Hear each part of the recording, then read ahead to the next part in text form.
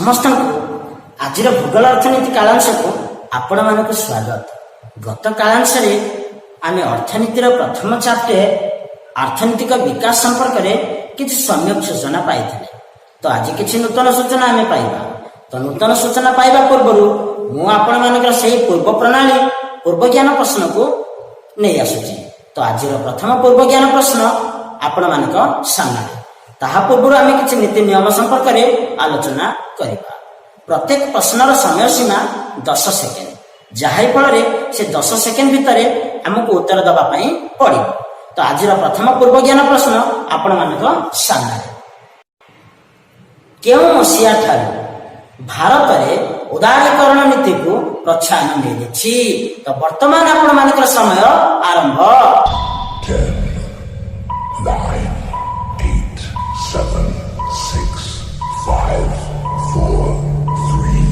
ତ ଏଠି ଆପଣମାନଙ୍କ ସମୟ ଶେଷ ହେଇଯାଇଛି। ତ ଅନେକାଂଶ ଭାଇ ଭଉଣୀ ମାନେ କମେଣ୍ଟ ବକ୍ସରେ ଏହାର ଉତ୍ତର ଦେଇଛନ୍ତି, ଯାହାରି ଫଳରେ ସେମାନେ ନା ପ୍ରକୃତରେ ପାଠଟିକୁ ବୁଝିଛନ୍ତି ଆଉ ପଢିଛନ୍ତି। ଏହାର ପ୍ରକୃତ ଉତ୍ତର ହେଲା 1991 ବା 1991। ତ ଦ୍ୱିତୀୟ ପ୍ରଶ୍ନ ଆପଣମାନଙ୍କ ସାମ୍ନାରେ। କାହାକୁ ଜନସଂଖ୍ୟା ବୃଦ୍ଧିର ଏକ ପ୍ରମୁଖ କାରଣ ବୋଲି ବିବେଚନା କରାଯାଇଛି? ବର୍ତ୍ତମାନ ଆପଣମାନଙ୍କର ସମୟ ଆରମ୍ଭ। 9, 8, 7, 6, 5, 4, 3, 2. ତ ଏଠି ଆପଣମାନଙ୍କ ସମୟ ଶେଷ ହୋଇଯାଇଛି। ତ ଏହାର ପ୍ରକୃତ ଉତ୍ତର ହେଲା ନିରକ୍ଷରତା। ଆପଣମାନଙ୍କ ପାଖରେ ତୃତୀୟ ପୂର୍ବ ଜ୍ଞାନ ପ୍ରଶ୍ନ। ତୃତୀୟ ପୂର୍ବ ଜ୍ଞାନ ପ୍ରଶ୍ନ ହେଲା 2007 ମସିହା ଠାରୁ ଆମ ଦେଶରେ କେତେ ପଞ୍ଚବାର୍ଷିକ ଯୋଜନା କାର୍ଯ୍ୟକାରୀ ଆସୁଅଛି? ତ ବର୍ତ୍ତମାନ ଆପଣମାନଙ୍କର ସମୟ ଆରମ୍ଭ। 10, 9, 8, 7, 6, 5, 4, 3. ତ ଏଠି ଆପଣମାନଙ୍କ ସମୟ ଶେଷ ହୋଇଯାଇଛି। ଆଉ ପ୍ରକୃତ ଉତ୍ତର ହେଲା ଏକାଦଶ ପଞ୍ଚବାର୍ଷିକ ଯୋଜନା। ତ ବର୍ତ୍ତମାନ ଏଠି ଗୋଟିଏ ପ୍ରଶ୍ନ ମୁଁ ପଚାରୁଛି, ଚତୁର୍ଥ ପୂର୍ବ ଜ୍ଞାନ ପ୍ରଶ୍ନ, କିନ୍ତୁ ତାହାର ଆନ୍ସର ମୁଁ କହିବି ନାହିଁ, କିନ୍ତୁ ଆପଣମାନଙ୍କୁ କମେଣ୍ଟ ବକ୍ସରେ ତାର ଆନ୍ସର ଦେବାକୁ ପଡ଼ିବ। ତ ବର୍ତ୍ତମାନ ଭାରତରେ କେତେ ପଞ୍ଚବାର୍ଷିକ ଯୋଜନା ଚାଲିଛି? ତ ବର୍ତ୍ତମାନ ଆପଣମାନଙ୍କର ସମୟ ଆରମ୍ଭ। 9, 8, 7, 6, 5, 4, 3. ତ ଏଠି ଆପଣମାନଙ୍କ ସମୟ ଶେଷ ହୋଇଯାଇଛି। କିନ୍ତୁ ଏହାର ଉତ୍ତର ମୁଁ କହୁନାହିଁ, ଏହାର ଉତ୍ତର ଆପଣମାନେ କମେଣ୍ଟ ବକ୍ସରେ ନିଶ୍ଚିତ ଦେବେ। ତ ପଞ୍ଚମ ପୂର୍ବ ଜ୍ଞାନ ପ୍ରଶ୍ନ ଆପଣମାନଙ୍କ ସାମ୍ନାରେ। ତ ପୃଥିବୀର ଦ୍ୱିତୀୟ ଜନବହୁଳ ରାଷ୍ଟ୍ର ଭାବେ କେଉଁ ଦେଶକୁ ବିବେଚନା କରାଯାଇଛି? ତ ବର୍ତ୍ତମାନ ଆପଣମାନଙ୍କର ସମୟ ଆରମ୍ଭ। 9, 8, 7, 6, 5, 4, 3, 2, 1. ଆପଣମାନଙ୍କ ସମୟ ଶେଷ ହୋଇଯାଇଛି। ଆଉ ଏହାର ପ୍ରକୃତ ଉତ୍ତର ହେଉଛି ଆମର ବିରାଟ ସୁନାର ଦେଶ ଭାରତ। ତ ଏଠି ପିଲା ପୂର୍ବ ଜ୍ଞାନ ପ୍ରଶ୍ନାବଳୀ ଶେଷ ହୋଇଯାଇଛି। କିନ୍ତୁ ଆଜି ଆମେ ଯୋଉ ପାଠକୁ ଅଧୁରା ରଖିଥିଲେ ସେଇ ପାଠକୁ ପୁନଃ ରଖିବା ପାଇଁ ପଡ଼ିବ। ତ ଆମେ ପଢୁଥିଲେ ସରକାରୀ କ୍ଷେତ୍ରର ବିଶେଷ ଭାବେ କିଛି କଣ ନା ଆମେ ପଏଣ୍ଟ ଉପରେ ଆଲୋଚନା କରିଥିଲେ, କିନ୍ତୁ ଆଜି ଆଉ କିଛି ଅଧିକ ଆଲୋଚନା କରିବା। ଆଜିର ଆଲୋଚନାର ବିଷୟ ପ୍ରଥମ ପଏଣ୍ଟ ହଉଛି କଣ ନା ସ୍ୱଳ୍ପ ମୁଣ୍ଡ ପିଛା ଆୟ।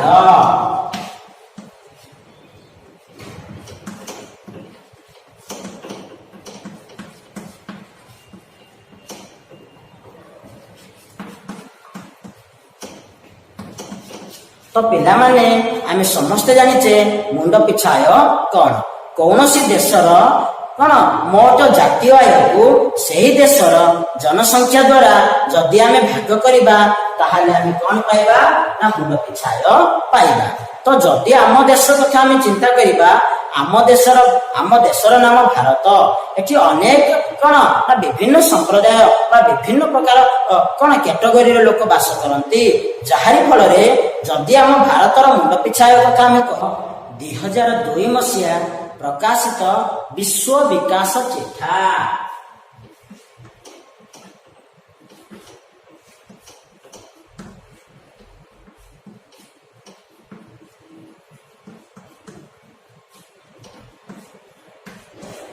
2002ରେ ପ୍ରକାଶିତ ବିଶ୍ୱ ବିକାଶ ଚିଠା ଅନୁସାରେ ଆମ ଭାରତର ମୁଣ୍ଡ ପିଛା ଆୟ 460 ଆମେରିକୀୟ ଡଲାର।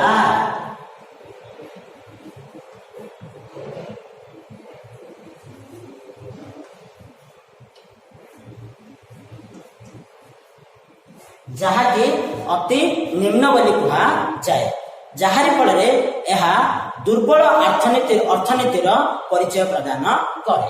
ଆମେ ସମସ୍ତେ ଜାଣିଛେ ବିଶ୍ୱ ବିକାଶ ଚିଠା ୱାର୍ଲଡ ଡେଭଲପମେଣ୍ଟ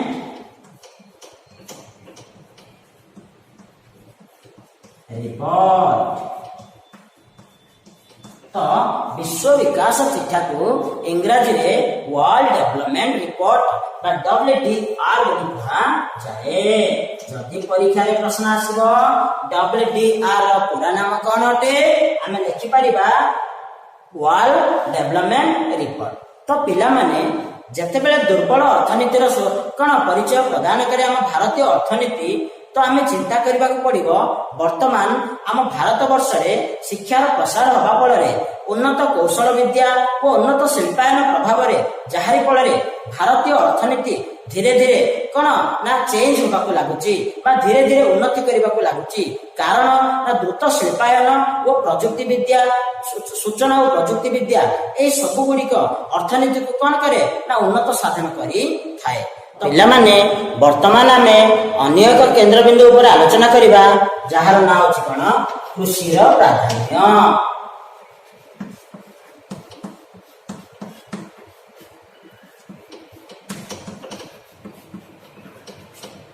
ଆମେ ସମସ୍ତେ ଜାଣିଛେ ଭାରତ ଏକ କୃଷି ପ୍ରଧାନ ରାଷ୍ଟ୍ର। ଏଠି ଅଧିକାଂଶ ଲୋକ କୃଷି କାର୍ଯ୍ୟ କରିଥାନ୍ତି, କୃଷି କାର୍ଯ୍ୟ କରିକି ନିଜର ଜୀବିକା ଅର୍ଜନ କରିଥାନ୍ତି, ଯାହାରି ଫଳରେ ଭାରତୀୟ ଅର୍ଥ ବ୍ୟବସ୍ଥା ସମ୍ପୂର୍ଣ୍ଣ ରୂପେ କୃଷି ଉପରେ ନିର୍ଭରଶୀଳ। କାରଣ କଣ ନା ଭାରତର ଜନସଂଖ୍ୟା ବୃଦ୍ଧି ଓ ଶିଳ୍ପାୟନ ପ୍ରକ୍ରିୟା ମନ୍ଥର ଗତିରେ ଚାଲିଥିବାରୁ ଅନେକାଂଶ ଲୋକ କୃଷି କାର୍ଯ୍ୟ କରିଥାନ୍ତି। ଏଠି ଆମେ ଯଦି କଣ ନା ଷ୍ଟାଟିଷ୍ଟିକ୍ସ ଜାଣିବାକୁ ପାଇବା 2003 ଆଉ 4 ମସିହାରେ 2003 ଓ 4 ମସିହାରେ ଭାରତର ଯଦି କୃଷି କଥା ଆମେ ଚିନ୍ତା କରିବା, ଏଠି ଲୋକଙ୍କର ମୁଣ୍ଡ ପିଛା ଆୟ 1/4 ନା 2003 ଆଉ 4 ମସିହାରେ ଭାରତର ମୁଣ୍ଡ ପିଛା ଆୟର 1/4 କୃଷି ଭିତ୍ତିକ କାର୍ଯ୍ୟକ୍ରମରୁ ଆସିଥିବାର ଜଣା ପଡିଥାଏ। ଦାଟ ମିନ୍ସ ସେ 1/4 ହଉଛି କଣ ନା 24.4%। ଏତିକି ଅଂଶ କୃଷି ଭିତ୍ତିକ କାର୍ଯ୍ୟକ୍ରମରୁ ଆସିଥାଏ, ଯାହାର ଫଳରେ ଭାରତର ମୁଣ୍ଡ ପିଛା ଆୟ। ଏବଂ ଯଦି ଆମେ ଭାରତର ଷ୍ଟାଟିଷ୍ଟିକ୍ସ ଆଉ ଗୋଟେ ତଥ୍ୟରୁ ଆମେ ଜାଣିବାକୁ ପାଇବା, ଭାରତର 56% ଲୋକ କୃଷି କାର୍ଯ୍ୟ କରି ନିଜର ଜୀବିକା ପ୍ରତିପୋଷଣ କରିଥାନ୍ତି। ତ ଏଇଭଳି ଭାବେ ଆମେ ଚିନ୍ତା କରିବା 56% ଲୋକମାନେ ଆମେ ଚିନ୍ତା କରିବା ଅଧିକାଂଶ ଲୋକ କୃଷି କାର୍ଯ୍ୟ କରିବାକୁ ପସନ୍ଦ କରନ୍ତି ହେଲା। ତ ଯଦି ଆମେ ଆଉ ଗୋଟେ ଷ୍ଟାଟିଷ୍ଟିକ୍ସ ଚିନ୍ତା କରିବା, ଭାରତର ମୋଟ ରପ୍ତାନି ଦ୍ରବ୍ୟର 13.2% ଦ୍ରବ୍ୟ କଣ ନା କୃଷିଜାତ ଦ୍ରବ୍ୟରୁ ଆସିଥାଏ। ତା ମାନେ ଦେଶର ମୋଟ ରପ୍ତାନି ଦ୍ରବ୍ୟର 13.2% ନା କୃଷିଜାତ ଦ୍ରବ୍ୟରୁ ଆସିଥାଏ। ତ ବର୍ତ୍ତମାନ ଆମେ ଚିନ୍ତା କରିବା ପିଲାମାନେ ଏନଦର ପଏଣ୍ଟ, ଆୟ ଓ ସମ୍ପଦ ବଣ୍ଟନରେ ଅସମାନତା। ଆୟ ଓ ସମ୍ପଦ ବଣ୍ଟନରେ ଅସମାନତା।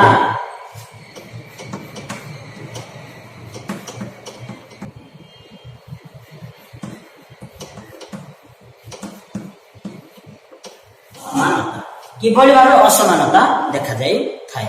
ତ ଭାରତରେ ଆୟ ଓ ସମ୍ପଦର ଅସମାନତା ସାଧାରଣତଃ ବ୍ୟକ୍ତି ଓ ଆଞ୍ଚଳିକ ସ୍ତରରେ ଦେଖାଯାଇଥାଏ, ଯାହାରି ଫଳରେ ବଡ ବଡ ଉଦ୍ୟୋଗ ଯଥା ବହୁରାଷ୍ଟ୍ରୀୟ ଉଦ୍ୟୋଗ ଗୁଡିକରେ କାର୍ଯ୍ୟ କରୁଥିବା ବ୍ୟକ୍ତି ବିଶେଷଙ୍କ ଆୟର ଅଧିକ ହୋଇଥିଲା ବେଳେ ବହୁ ଲୋକ ଦାରିଦ୍ର୍ୟ ସୀମାରେଖା ତଳେ ଅଛନ୍ତି।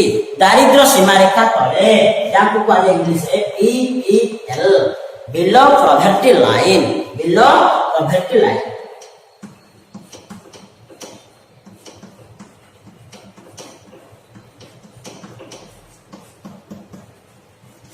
ବିଲୋ ପଭର୍ଟି ଲାଇନ୍, ଦାରିଦ୍ର୍ୟ ସୀମାରେଖା ତଳେ ଅଛନ୍ତି, ଯୋଉମାନେ ଦୁଇ ଓଳା ଦୁଇ ମୁଠା ଖାଇବାକୁ ମଧ୍ୟ ପାଇପାରୁ ନାହାନ୍ତି। ଏଇଭଳି ଭାବେ ବଡ ବଡ କଣ ନା ଧନୀ ଶ୍ରେଣୀର ବ୍ୟକ୍ତି ଏବଂ ଗରିବ ଶ୍ରେଣୀ ବ୍ୟକ୍ତିଙ୍କ ମାନଙ୍କ ମଧ୍ୟରେ କଣ ନା ଏ ଆୟ ଆଉ ସମ୍ପଦ ବଣ୍ଟନରେ ଅସମାନତା ଦେଖାଯାଇଥାଏ। 1999 ଓ 2000 ବର୍ଷ କଥା ଯଦି ଆମେ ତୁଳନା କରିବା, ଗୋଟେ ଆକଳନରୁ ଜଣା ପଡିଛି ନା 26.1% ଲୋକ ଦାରିଦ୍ର୍ୟ ସୀମାରେଖା ତଳେ ଥିଲେ 1999 ଓ 2000। ଏଇଭଳି ଦିନକୁ ଦିନ ଦରିଦ୍ରତା କଣ ନା ବଢି ବଢି ଚାଲିଛି। ଏ ଦାରିଦ୍ରତା ବଢିବା ଫଳରେ କିଛି ପ୍ରମୁଖ କାରଣ ଅଛି କି? ତ ସେଇଗୁଡିକ ବର୍ତ୍ତମାନ ଆମେ ଆଲୋଚନା କରିବା। ତ ଓଡିଶାରେ ଏହାର ଦାରିଦ୍ର୍ୟର ସଂଖ୍ୟା ଆହୁରି ଅଧିକ। ଯଦି ଆମ ଭାରତରେ 26.1% ଦାରିଦ୍ର୍ୟ, ତ ଓଡିଶାରେ ଅଧିକାଂଶ ଗ୍ରାମାଞ୍ଚଳ ଏବଂ କଣ ଆଦିବାସୀ ଅଧ୍ୟୁଷିତ ଅଞ୍ଚଳ ରହିଛି, ଯୋଉଠି ଲୋକମାନେ କଣ ନା ଖାଇବାକୁ ମଧ୍ୟ ପାଇପାରୁନାହାନ୍ତି, ଯାହାରି ଫଳରେ ସେମାନଙ୍କ ଜୀବନଶୈଳୀ ଅତି ନିମ୍ନମାନର ବୋଲି କହିଲେ ଅତ୍ୟୁକ୍ତି ହେବ। 2000 ଏବଂ 2001 ମସିହାରେ ତ ପଞ୍ଜାବର ମୁଣ୍ଡ ପିଛା ଆୟ 25,652 ଟଙ୍କା, 25,652 ଟଙ୍କା। ତ ନା ଓଡିଶାର ମୁଣ୍ଡ ପିଛା ହଉଛି କଣ 16,149 ଟଙ୍କା। ତ ଦେଖିବା ଆମ ଓଡିଶା ମଧ୍ୟ କେତେ କଣ ନା ଦରିଦ୍ର କହିଲେ ଅତ୍ୟୁକ୍ତି ହେବ। ଯେତେବେଳେ 2000 ଆଉ 2001 ମସିହାରେ ପଞ୍ଜାବ ମୁଣ୍ଡ ପିଛା ଆୟ 25,652 ଟଙ୍କା ଥିଲା, ତ 2010 ମସିହାରେ ଓଡିଶାର ମୁଣ୍ଡ ପିଛା ଆୟ 16,149 ଟଙ୍କା। ତା ମାନେ ଭାରତରେ ଯେତିକି ପରିମାଣରେ କଣ ନା ବିପିଏଲ ଥାଇ ବା ବିଲୋ ପଭର୍ଟି ଲାଇନ ଯେତିକି ଲୋକ ଅଛନ୍ତି, ଓଡିଶାରେ ତାପରେ ଅଧିକ ଲୋକ ଅଛନ୍ତି, ଯାହାରି ଫଳରେ ଏହାର ବିକାଶ କରିବା ନିତ୍ୟାନ୍ତ ଆବଶ୍ୟକ। ତ ରାଜ୍ୟ ସରକାର ଓ କେନ୍ଦ୍ର ସରକାରଙ୍କ ଦ୍ଵାରା ଯୋଉ ବିଲୋ ପଭର୍ଟି ଲାଇନ ତଳେ ଯୋଉମାନେ ଅଛନ୍ତି, ଦାରିଦ୍ର୍ୟ ସୀମାରେଖା ତଳେ ଯୋଉମାନେ ଅଛନ୍ତି, ସେମାନଙ୍କ ପାଇଁ କଣ ଯୋଜନା ପ୍ରଣୟନ କରିଛନ୍ତି। ଏହା ଦାରିଦ୍ର୍ୟ ସୀମାରେଖା ତଳେ ଥିବା ଲୋକମାନଙ୍କ ପାଇଁ ଉଦ୍ଦିଷ୍ଟ। ତ ବର୍ତ୍ତମାନ ଦେଖିବା ପିଲାମାନେ ନା ବେକାରୀ କଣ ଦେଖିବା। ଆମେ ସମସ୍ତେ ଜାଣିଛେ ପିଲାମାନେ, ଭାରତ ଭଳି ବିକାଶୋନ୍ମୁଖୀ ଦେଶରେ ବେକାରୀ ସମସ୍ୟା ଏକ ମୁଖ୍ୟ ସମସ୍ୟା। କାରଣ କଣ? ଭାରତର ଅର୍ଥ ବ୍ୟବସ୍ଥା ଏକ ଗୁରୁତ୍ୱପୂର୍ଣ୍ଣ କାରଣ ହଉଛି କଣ ବେକାରୀ ସମସ୍ୟା। এই ବେକାରୀ ମାନଙ୍କୁ ଦୁଇ ଭାଗରେ ବିଭକ୍ତ କରାଯାଇଛି। ଏକ ହଉଛି ପ୍ରଚ୍ଛନ୍ନ ବେକାରୀ,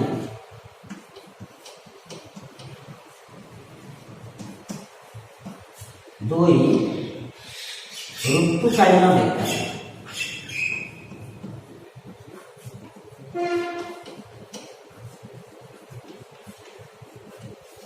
ଯେଉଁଠାରେ ନା ଅନେକାଂଶ ଲୋକ ଶିକ୍ଷିତ ହୋଇ ପାଠ ପଢି ଶିକ୍ଷିତ ହୋଇ ଯଦି କିଛି କର୍ମ ନିଯୁକ୍ତି ପାଇନଥାନ୍ତି, ତ ସେମାନେ କଣ ବେକାରୀ ରୂପ ନେଇଥାନ୍ତି। ଆଉ এই ବେକାରୀ ସମସ୍ୟା ଗୋଟେ ଦେଶ ପାଇଁ ଗୋଟେ ବଡ ସମସ୍ୟା କହିଲେ ଅତ୍ୟୁକ୍ତି ହେବ ନାହିଁ। ତ ଆମ ଭାରତରେ ଅନେକ ବେକାରୀ ସମସ୍ୟା ଏକ ମୁଖ୍ୟ ସମସ୍ୟା ହୋଇଛି। କାରଣ କଣ ନା ଜନସଂଖ୍ୟା ବୃଦ୍ଧି ହେତୁ, କର୍ମ ନିଯୁକ୍ତି ନ ମିଳିବା ହେତୁ এই ବେକାରୀ ସମସ୍ୟା ଦୂରୀକରଣ ହୋଇପାରୁ ନାହିଁ, ଯାହାର ଫଳରେ ବେକାରୀ ସମସ୍ୟା ଦିନକୁ ଦିନ କଣ ବଢି ବଢି ଚାଲିଛି। ତ ତେଣୁକରି ଭାରତ ଏକ କୃଷି ପ୍ରଧାନ ଦେଶ, ଯୋଉଥିରେ ଅଧିକାଂଶ ଲୋକ କୃଷି କାର୍ଯ୍ୟରେ ନିୟୋଜିତ ହୋଇଥାନ୍ତି। ଯେତେବେଳେ କୃଷି କାର୍ଯ୍ୟରେ ନିୟୋଜିତ ହୋଇଥାନ୍ତି, ତ କୃଷି କାର୍ଯ୍ୟ ସମାପ୍ତ ହେବା ପରେ ତ ଆମେ ଏଠି ଚିନ୍ତା କରିବା ଦରକାର, ବର୍ଷର ବିଭିନ୍ନ ସମୟରେ ଆମେ କୃଷି କାର୍ଯ୍ୟ ହୋଇପାରିବୁ, କିନ୍ତୁ କଣ ନା ତାର ଅନୁକୂଳ ଜଳବାୟୁ, ଜଳସେଚନ ଏବଂ ତା ସହିତ ଆନୁଷଙ୍ଗିକ କିଛି ତଥ୍ୟ ଯଦି ସମ୍ପୂର୍ଣ୍ଣ ରୂପେ ମିଳିପାରେ, ନିଶ୍ଚିତ ଭାବେ ବର୍ଷ ସାରା କୃଷି କାର୍ଯ୍ୟ ହୋଇପାରିବ।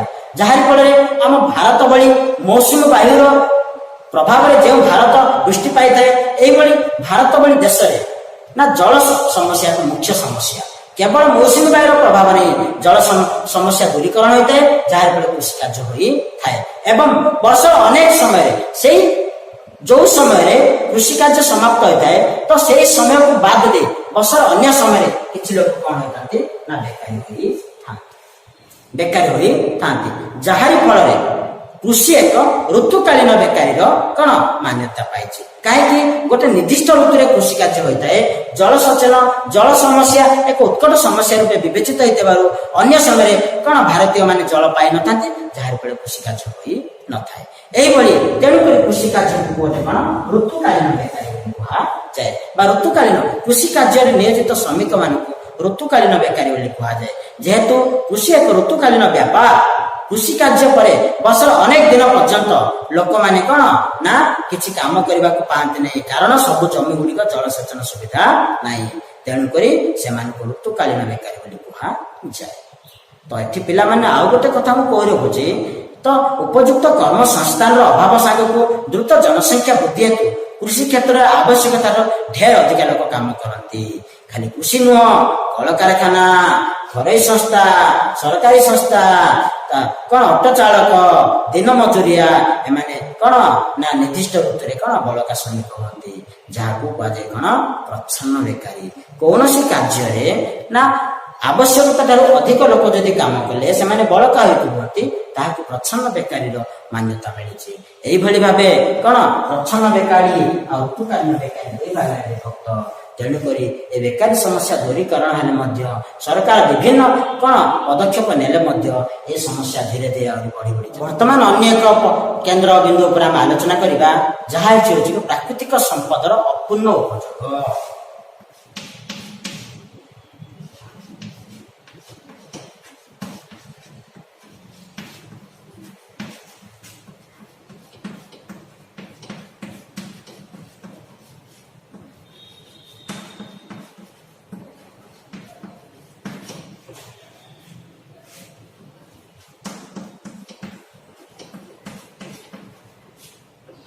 ତ ଆମେ ସମସ୍ତେ ଜାଣିଛେ ପିଲାମାନେ, ଆମ ଦେଶ ଭାରତ ପ୍ରାକୃତିକ ସମ୍ପଦରେ ପରିପୂର୍ଣ୍ଣ।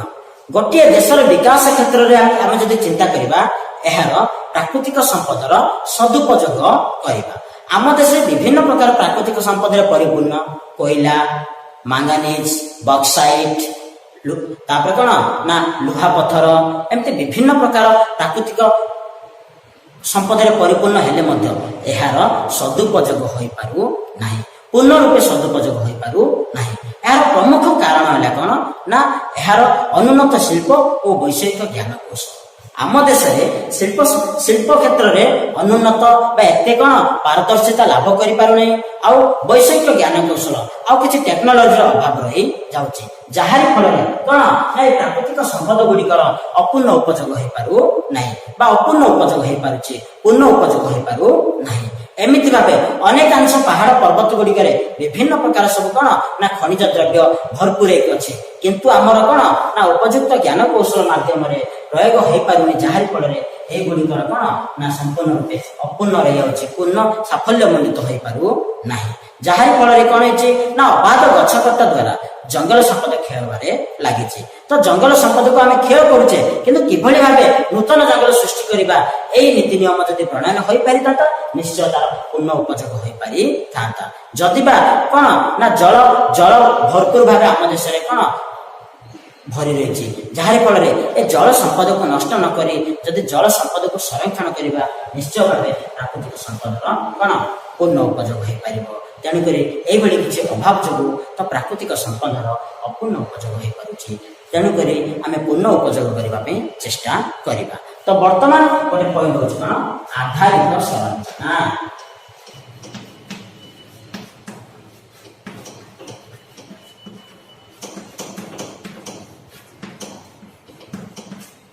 ତ ଆଧାରିକ ସଂରଚନା ମାନେ କଣ ନା ବର୍ତ୍ତମାନ ଆମେ ଦେଖିବା ସ୍କ୍ରିନ୍ ଉପରେ ଆଧାରିକ ସଂରଚନା। ବର୍ତ୍ତମାନ ଆମେ ଆଧାରିକ ସଂରଚନାର ସଂଜ୍ଞା ଜାଣିବା। ବିଦ୍ୟୁତୀକରଣ, ଶିକ୍ଷାନୁଷ୍ଠାନ ପ୍ରତିଷ୍ଠା, ଚିକିତ୍ସାଳୟ, ଜଳସେଚନ, ପାନୀୟ ଜଳ ଯୋଗାଣ ଇତ୍ୟାଦିର ବ୍ୟବସ୍ଥାକୁ ଆଧାରିକ ସଂରଚନା ବୋଲି କୁହାଯାଏ। ତ ଦେଶର ଅଭିବୃଦ୍ଧି ଓ ବିକାଶ ପାଇଁ ଏଗୁଡ଼ିକର ଭୂମିକା ଅତି ଗୁରୁତ୍ୱପୂର୍ଣ୍ଣ। ଆମେ ଯାହା ଯାହା ପଢ଼ିଲେ ସବୁ ବୈଶିଷ୍ଟ୍ୟ ଗୁଡ଼ିକ, ସେସବୁ ବ୍ୟତୀତ ଏହି ଆଧାରିକ ସଂରଚନା ବୈଶିଷ୍ଟ୍ୟଟି ଅତି ଗୁରୁତ୍ୱପୂର୍ଣ୍ଣ। ଯେଉଁ ଦେଶର ଆଧାରିକ ସଂରଚନା ଯେତେ ଉନ୍ନତ, ସେ ଦେଶର ଅର୍ଥନୀତି ସେତେ ସମୃଦ୍ଧ। ଏଠାରେ ଏକ ଉଦାହରଣ ନିଆଯାଇପାରେ। ଯୁକ୍ତରାଷ୍ଟ୍ର ଆମେରିକାର ଆଧାରିକ ସଂରଚନା ତାର ଜନସଂଖ୍ୟା ତୁଳନାରେ ଏତେ ବେଶୀ ଯେ ତାର ପ୍ରଭାବ ଲୋକମାନଙ୍କୁ ଜୀବନଯାପନ ପ୍ରଣାଳୀରୁ ଜଣାପଡ଼ିଥାଏ। କିନ୍ତୁ ଏସବୁ ସୁବିଧା ଯୋଗାଇବା କ୍ଷେତ୍ରରେ ଆମ ଦେଶ ସନ୍ତୋଷଜନକ ଅଗ୍ରଗତି କରିପାରି ନାହିଁ। ତ ଆମ ଦେଶର ମୋଟ ଜନସଂଖ୍ୟାର 1/3 ଏବେ ବି ନିରକ୍ଷର। 2001ର ଜନଗଣନା ଅନୁସାରେ 34.6% ଲୋକ ଇଲିଟରେଟ୍ ବା ନିରକ୍ଷର ଅଟନ୍ତି। ତେଣୁକରି ପାଖାପାଖି ଅଧାଅଧି ଗ୍ରାମକୁ ସଡ଼କ ପଥ ସୁବିଧା ଏବଂ ବିଜୁଳି ଆଲୋକ ଯୋଗାଣ ସୁବିଧା କରାଯାଏ ନାହିଁ। ଏପରିକି ବର୍ତ୍ତମାନ ପରିସ୍ଥିତିରେ ଅନେକ ଗ୍ରାମରେ ମଧ୍ୟ ଶୁଦ୍ଧ ପାନୀୟ ଜଳ ଯୋଗାଣ ଉପଲବ୍ଧ ହୋଇପାରୁନାହିଁ। ତେବେ ପିଲାମାନେ ଆମେ ଏଠି ଚିନ୍ତା କରିପାରିବା କି ଆମ ଦେଶ ଗୋଟେ ବିକଶିତ ଦେଶ ବୋଲି? ନାହିଁ, ଆମ ଦେଶ ସ୍ୱଳ୍ପ ଆୟ ବିଶିଷ୍ଟ ଏକ ବିକାଶୋନ୍ମୁଖୀ ଦେଶ। କାରଣ ଏହାର ଆଧାରିକ ସଂରଚନାରୁ ହିଁ ଏହା ଜଣାପଡ଼ି